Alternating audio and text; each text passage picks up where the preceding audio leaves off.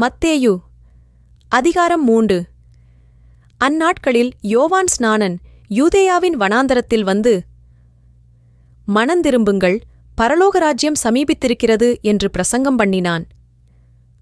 கர்த்தருக்கு வழியை ஆயத்தப்படுத்துங்கள், அவருக்கு பாதைகளைச் செவ்வை பண்ணுங்கள் என்று வனாந்தரத்திலே கூப்பிடுகிறவனுடைய சத்தம் உண்டென்று ஏசாயா தீர்க்கதரிசியினால் சொல்லப்பட்டவன் இவனே. இந்த யோவான் ஒட்டகமயிர் உடையைத் தரித்து தன் அறையில் வார்க்கச்சையைக் கட்டிக் கொண்டிருந்தான். வெட்டுக்கிளியும் காட்டுத்தேனும் அவனுக்கு ஆகாரமாயிருந்தது. அப்பொழுது எருசலேம் நகரத்தாரும் யூதேயா தேசத்தார் அனைவரும் யோர்தானுக்கு அடுத்த சுற்றுப்புறத்தார் யாவரும் அவனிடத்திற்குப் போய் தங்கள் பாவங்களை அறிக்கையிட்டு யோர்தான் நதியில் அவனால் ஞானஸ்நானம் பெற்றார்கள். பரிசேயரிலும் சதுசேயரிலும் அநேகர் தன்னிடத்தில் ஞானஸ்நானம் பெறும்படி வருகிறதை அவன் கண்டு, விரியன் பாம்புக் குட்டிகளே, வருங்கோபத்துக்குத் தப்பித்துக் கொள்ள உங்களுக்கு வகை காட்டினவன் யார்? மனந்திரும்புதலுக்கு ஏற்ற கனிகளைக் கொடுங்கள். ஆபிரகாம் எங்களுக்குத் தகப்பன் என்று உங்களுக்குள்ளே சொல்லிக்கொள்ள நினையாதிருங்கள்.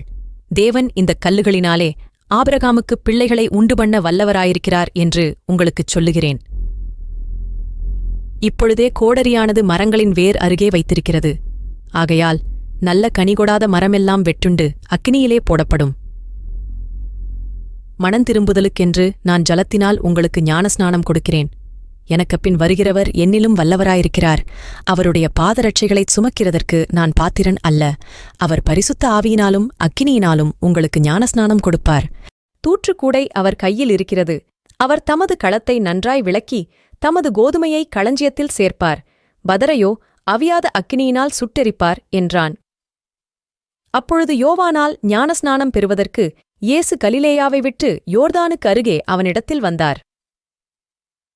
யோவான் அவருக்குத் தடை செய்து, நான் உம்மாலே ஞானஸ்நானம் பெறவேண்டியதாயிருக்க நீர் என்னிடத்தில் வரலாமா என்றான். இயேசு அவனுக்குப் பிரதியுத்தரமாக, இப்பொழுது இடங்கொடு, இப்படி எல்லா நீதியையும் நிறைவேற்றுவது நமக்கு ஏற்றதாயிருக்கிறது என்றார். அப்பொழுது அவருக்கு இடங்கொடுத்தான். இயேசு ஞானஸ்நானம் பெற்று ஜலத்திலிருந்து கரையேறினவுடனே இதோ வானம் அவருக்குத் திறக்கப்பட்டது. தேவ ஆவி புறாவைப் போல இறங்கி தம்மேல் வருகிறதைக் கண்டார். அன்றியும் வானத்திலிருந்து ஒரு சத்தம் உண்டாகி, இவர் என்னுடைய நேசகுமாரன், இவரில் பிரியமாயிருக்கிறேன் என்று உரைத்தது.